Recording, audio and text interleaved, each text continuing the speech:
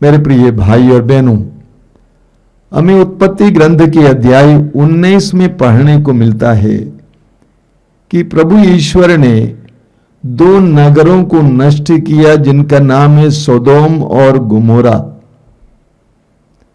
ये दोनों नगर पाप से भर गए थे, विशेष करके अश्लीलता, लैंगिकता के पाप से, समलैंगिकता के पाप से दोनों नगर भर गए थे। लोगों में समलैंगिकता की भावना और आदत बहुत ज्यादा बढ़ गई थी। इसलिए ईश्वर ने तय किया कि मैं इन दो नगरों को नष्ट कर दूंगा।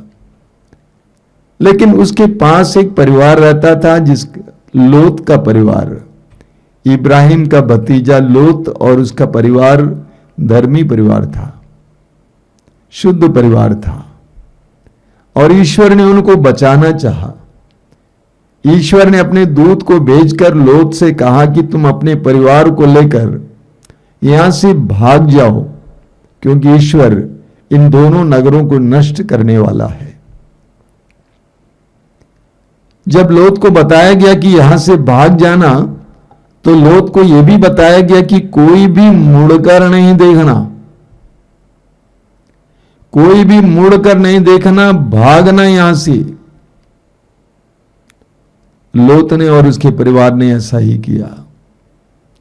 लेकिन दुर्भाग्यवश मार्ग में लोत की पत्नी ने मुड़कर देखा और वो नमक का खंबा बन गई।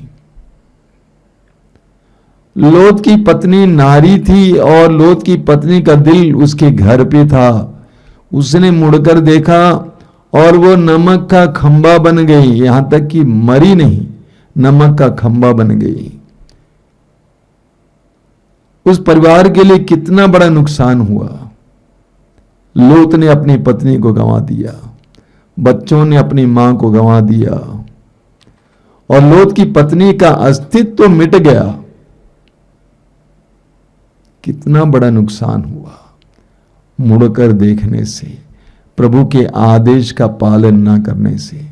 इस दुनिया में लोग अलग अलग तरह से जीते हैं। कुछ लोग होते हैं जो अपने भविष्य के बारे में सोचते हुए भविष्य में जीते हैं। कुछ लोग सिर्फ वर्तमान में ही जीते हैं, और कुछ लोग अपने अतीत में जीते हैं, बीती बातों के बारे में सोचते सोचते सोचते रहते हैं। हमारे आश्रम में एक संस्था है मानसिक रोगियों के लिए आश्रय। उसमें कई ऐसे रोगी हैं जो अपनी दुनिया में खोए हुए रहते हैं। अचानक उनको याद दिलाना पड़ता है सुरेश, तो सुरेश जग जाता है। यानी वो अपने अतीत में खोया हुआ है, अपने बीते जीवन में क्या क्या घटनाएं हुई, क्या क्या अनुभव हुआ, उसी में खोया हुआ है। लोत की पत्नी के लिए अपने घर को छोड़ना आसान बात नहीं थी। जिस घर को उसने बनाया था, सजाया था, संवारा था, हो सकता है कि घर के सामने उसने एक बागान बनाया था। उस घर के लिए वो घर पे रहती थी। नारियां तो घर ही पे रहती हैं, पुरुष बाहर रहते हैं। नारियां घर को सजाती हैं, संवारती हैं, सामान इधर रखती हैं, उधर रखती है, साफ रखती हैं। तो लोत की पत्नी के लिए अपने घर को छोड़ना आसान बात नहीं थी। यही कारण है कि उसने मुड़कर देखा और वो नमक का खंबा बन गई। ठीक इसके विपरीत सुसमाचार में हमें यह भी पढ़ने को मिलता है कि प्रभु यीशु ने कुछ लोगों को बुलाया और उन्होंने सब कुछ छोड़कर यीशु का अनुसरण किया। प्रभु यीशु ने अंद्रयास और पेतरुस को बुलाया, शिमोन को बुलाया। वे मछली पकड़ने के लिए समुद्र में जाल फेंके हुए थे। यीशु ने कहा मेरा अनुसरण करो। उन्होंने जाल को छोड़ दिया और वे यीशु के पीछे चलने लगे। इसी तरह ज़ेबदी के पुत्र याकूब और यूहन्ना को भी, इसी तरह मत्ती को भी। मत्ती काम में लिप्त था। प्रभु ने कहा मेरे पीछे चले आओ। मत्ती ने काम को छोड़ दिया और यीशु के पीछे हो लिया। हमें राजाओं के पहले ग्रंथ के अध्याय 19 में उसके वाक्य 19 से 22 तक पढ़ने को मिलता है कि नबी एलिय्याह ने अपने लिए एक शिष्य को ढूंढा, प्रभु ने बताया उसके अनुसार, और वो था एलीशा।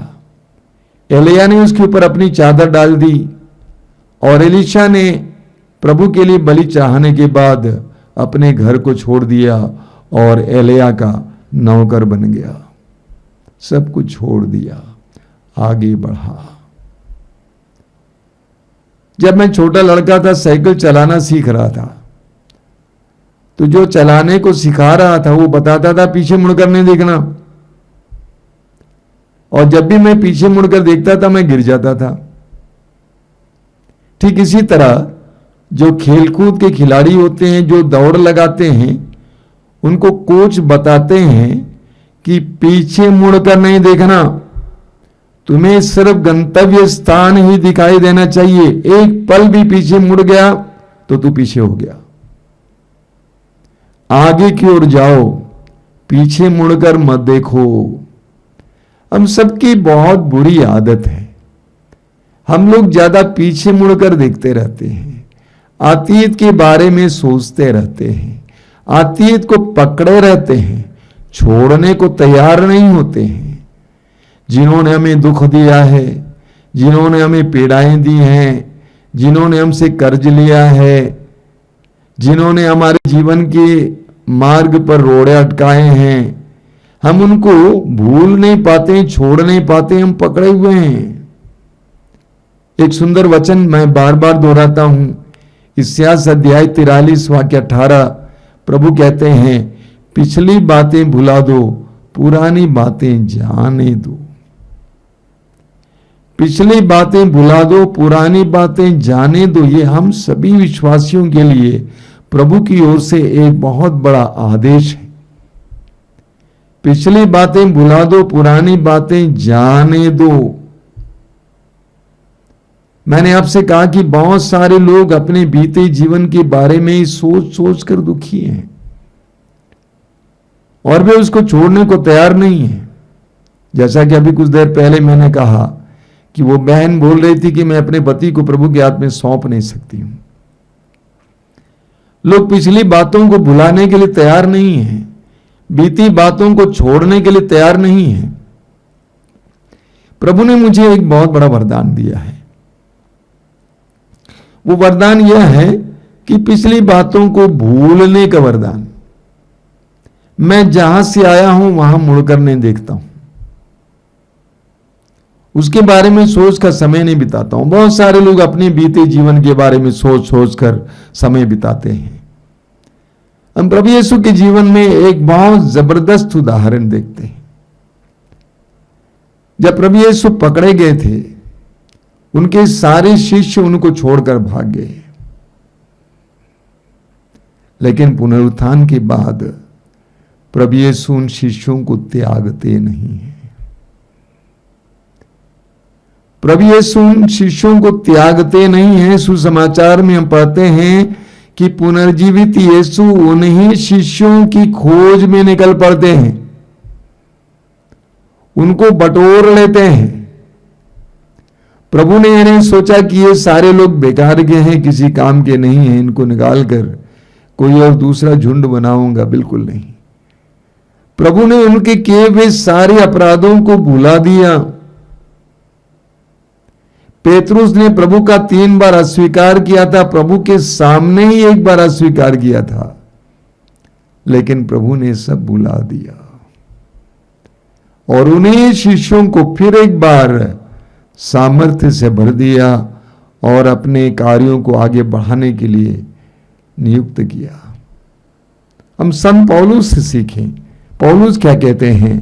फिलिपियों के पत्र के अध्याय 3 उसके वाक्य 13 और 14 में पौलुस कहते हैं, मैं इतना ही कहता हूं कि पीछे की बातों को भुलाकर और आगे की बातों पर दृष्टि लगाकर मैं बड़ी उत्सुकता से अपने लक्ष्य की ओर दौड़ रहा हूं।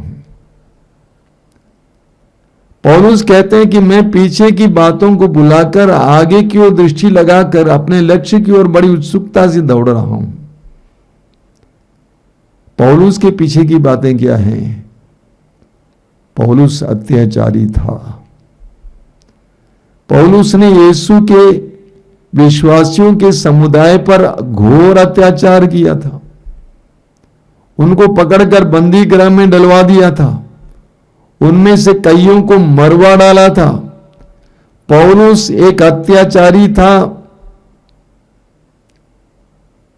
एक बहुत बड़ा आतंकवादी था। पौलुस एक तरह से हत्यारा था, लेकिन पौलुस कहते हैं कि मैं अपने बीते जीवन के बारे में सोचकर दुखी नहीं रहता हूं, बल्कि मैं अपने लक्ष्य की ओर देखता हूं, आगे की ओर देखता हूं और बड़ी उत्सुकता से उसकी ओर जाता हूं। मैं बीती बातों के बारे में बहुत कम सोचता हूं, आगे के बारे में सोचता हूं। हमेशा सोचते रहता हूं आश्रम में आगे क्या कार्यक्रम होगा, कैसे चलेगा। अगले साल के लिए मैंने किसी को आज बुक किया है। मैंने कहा कि अगले साल अगस्त महीने में इस कार्यक्रम को चलाने के लिए आपको आना पड़ेगा। मैं भविष्य के लिए सोचता हूं, बीती बातों के बारे में सोचकर समय बर्बाद नहीं करता हूं। आपने देखा होगा, मैंने एक उदाहरण कई बार आपको सुनाया है। आपने देखा होगा गाड़ियों में एक ड्राइवर के बगल में एक आईना होता है। वो आईना क्या के लिए होता है? बाल बनाने के लिए। वो आईना होता है ताकि ड्राइवर पीछे की बातों को देख सके कि पीछे से कौन गाड़ी आ रही है, कौन लोग आ रहे हैं। लेकिन अगर ड्राइवर पूरी तरह से हर समय उस आईने को ही देखकर गाड़ी चलाए तो क्या हो जाएगा? दुर्घटना हो जाएगी। यही हमारी दशा है। हम अपने बीते जीवन में घटित घटनाओं को याद करते हुए, उसी को मन में रखते हुए जीवन जी रहे हैं। इतनी सारी दुर्घटनाएं हो जाती हैं। यानी हम दूसरों के साथ अच्छा बर्ताव नहीं कर पाते हैं, क्योंकि मेरे मम्मी पापा ने ऐसे किया था, मेरे भाई ने ऐसा किया था। उसी के बारे में सोच कर प्रतिक्रिया के रूप में हम दूसरों के साथ बर्ताव उसी तरह से करते हैं। यानी बीते जीवन का हमारे ऊपर इतना ज्यादा गहरा असर पड़ा है कि हम बीते जीवन के उस अनुभव को ही आज जीते हैं। कई साल पहले मैं एक जगह पर साधना देने गया था। वहां पर एक बहन थी जो बहुत अच्छा काम करती थी, लेकिन उनकी एक समस्या थी। वो अपने अधिकारियों और अन्य लोगों को स्वीकार नहीं कर पाती थी। इसलिए जब मैं वहां पे पहुंच गया तो मुझसे वहां के धर्माध्यक्ष ने कहा कि आप उस बहन से बात करना।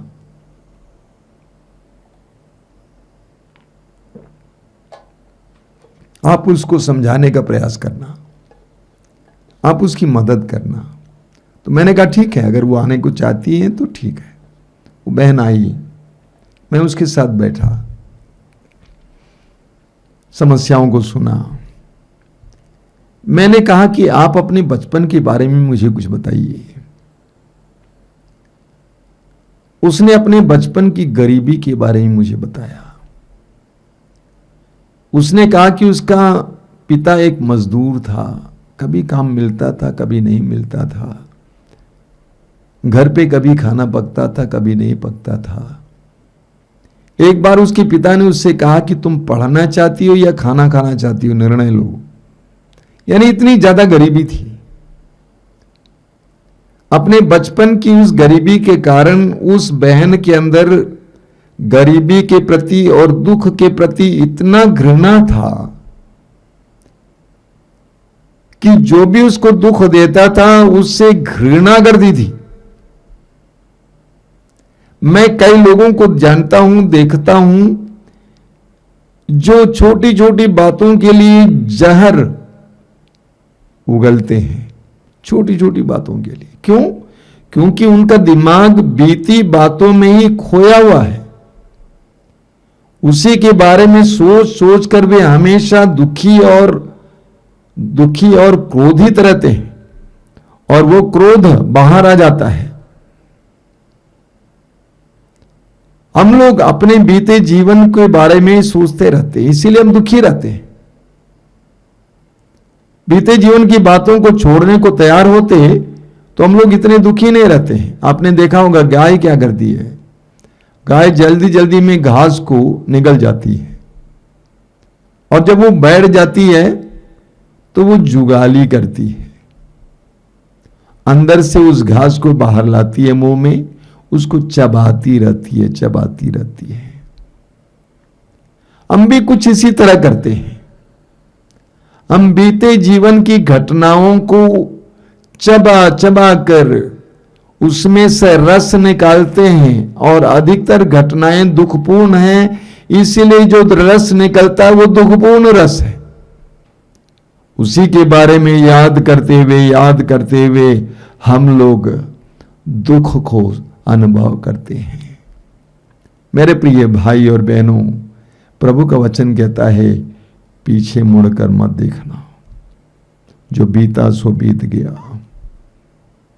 प्रभु यीशु ने कहा मुर्दों को गाड़ने दो, जो बीत गया सो बीत गया। आज आप जिंदा है ना, आज आप सक्षम है ना। बीते जीवन को भूल जाइए, प्रभु को समर्पित कीजिए, आगे की ओर देखिए। अगर हम लोथ की पत्नी की तरफ मुड़कर देखेंगे तो हम भी नमक के खंभे जैसे बन जाएंगे, हम आगे नहीं बढ़ पाएंगे, हम अपने में खो जाएंगे, हमारा अस्तित्व मिट जाएगा। मत्ती के सुसमाचार के अध्याय 18 वाक्य 21 में पेतरुस ने प्रभु से आगे पूछा, प्रभु मैं कितनी बार अपने भाइयों को क्षमा करूं? 7 बार? तो प्रभु ने क्या कहा? मैं तुमसे कहता हूं 7 बार नहीं, 70 गुना 7 बार।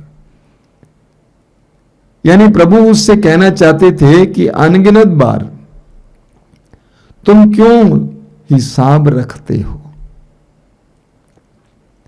हम में से अधिकतर लोग हिसाब रखते हैं। उसने मुझे इतनी बार मारा, इतनी बार सताया, इतनी बार गालियां दी। हम हिसाब रखते रहते हैं, हम हिसाब रखे रहते हैं। एक बार एक बहुत सुंदर घटना सुनने को मिली। घटना बोलूं या किस्सा। एक जगह पर एक मसीही बहन को प्रभु का दर्शन होता था, और जब प्रभु यीशु का दर्शन होता था तो प्रभु यीशु उसको बहुत सारी बातें बताते थे। जब लोगों को पता चला कि उसको दर्शन मिल रहा है तो लोग बड़ी भीड़ में उसके घर पे आने लगे, और वहां के जो चर्च हैं, पल्ली पुरोहित हैं, वो बहुत ज्यादा परेशान हो गया। जाकर बिशप स्वामी जी से कहा कि देखिए धर्माध्यक्ष जी, बिशप स्वामी जी, सारी भीड़ उस नारी के घर जा रही है, चर्च कम आते हैं। तो बिशप स्वामी जी ने उसको अपने यहां बुला लिया,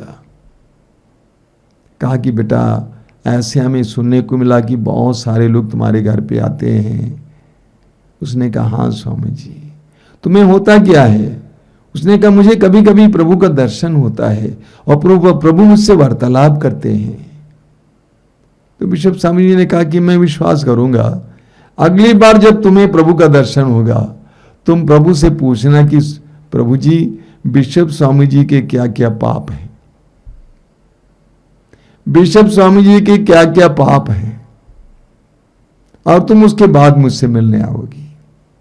काफी दिनों के बाद बिशप स्वामी जी ने उस नारी को फिर एक बार बुलाया और पूछा कि क्या तुमको प्रभु का दर्शन हुआ? उसने कहा हाँ। क्या तुमने वो किया जो मैंने कहा था? उसने कहा कि हाँ। मैंने पूछा कि बिशप स्वामी जी के क्या क्या पाप हैं? तो प्रभु ने क्या जवाब दिया? उसने कहा, प्रभु ने जवाब दिया, मुझे याद नहीं है। प्रभु हमारे पापों को याद नहीं करते हैं। इस्यास अध्याय 43 वाक्य 25 में प्रभु कहते हैं मैं याद ही नहीं करूंगा। प्रभु हमारा हिसाब किताब नहीं रखते हैं, लेकिन हम लोग हिसाब किताब रखते हैं और उसको देख देख कर दुखी रह जाते हैं। आज प्रभु का वचन कहता है पीछे मुड़कर मत देखो। इब्रानियों के पत्र के अध्याय 12 उसके वाक्य 1 में संत पौलुस कहते हैं, जब विश्वास के साक्षी इतनी बड़ी संख्या में हमारे चारों ओर विद्यमान हैं तो हम हर प्रकार की बाधा दूर कर अपने को उलझाने वाले पाप को छोड़कर और ईसा पर दृष्टि लगाकर धैर्य के साथ उस दौड़ में आगे बढ़ते जाएं जिसमें हमारा नाम लिखा गया है। पौलुस कहते हैं कि हम ईसा की ओर दृष्टि लगाकर धैर्य के साथ उस दौड़ में आगे बढ़ते जाएं जिसमें हमारा नाम लिखा गया है। हम पढ़ेंगे सूक्ति ग्रंथ के अध्याय 4 वाक्य 25 में लिखा हुआ है। सूक्ति ग्रंथ अध्याय 4 वाक्य 25 में, तुम्हारी आंखें सीधे सामने की ओर देखा करें।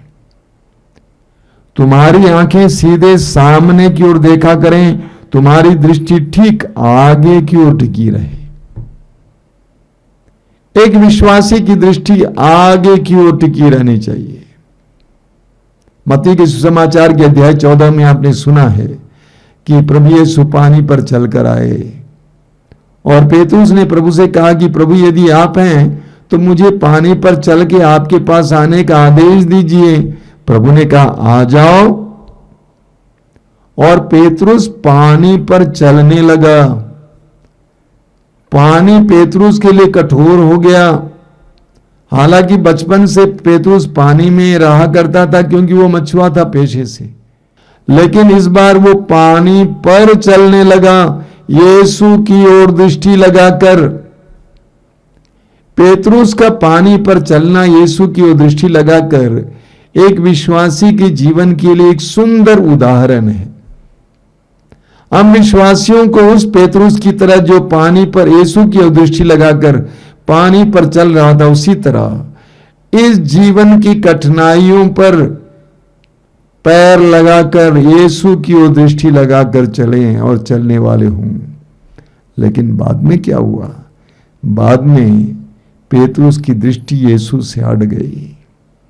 चारों ओर देखने लगा, लहरों को, गहरे पानी को, तूफान को, ऊंचे आसमान को। वो डगमगा गया और डूबने लगा।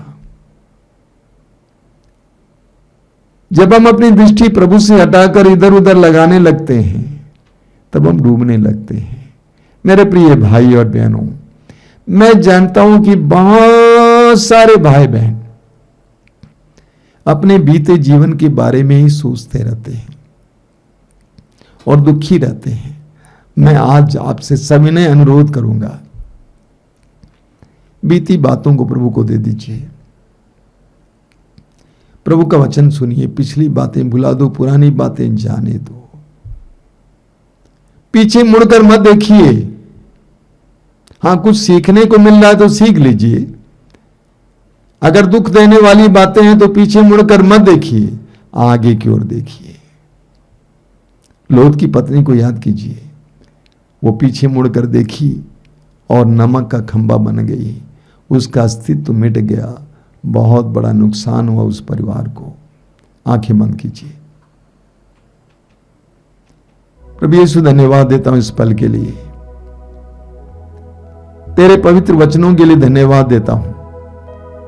तू चाहता है कि हम लोग आगे की ओर दृष्टि लगाने वाले बने।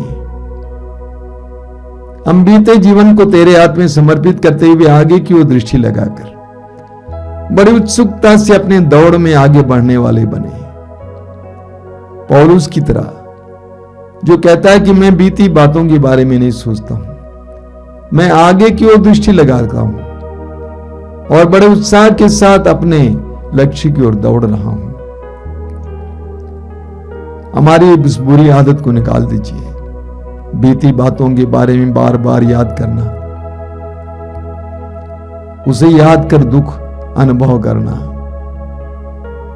हमें पीछे मुड़कर कम देखने के सिखाइए। तेरी स्तुति, तेरी आराधना, तेरी महिमा।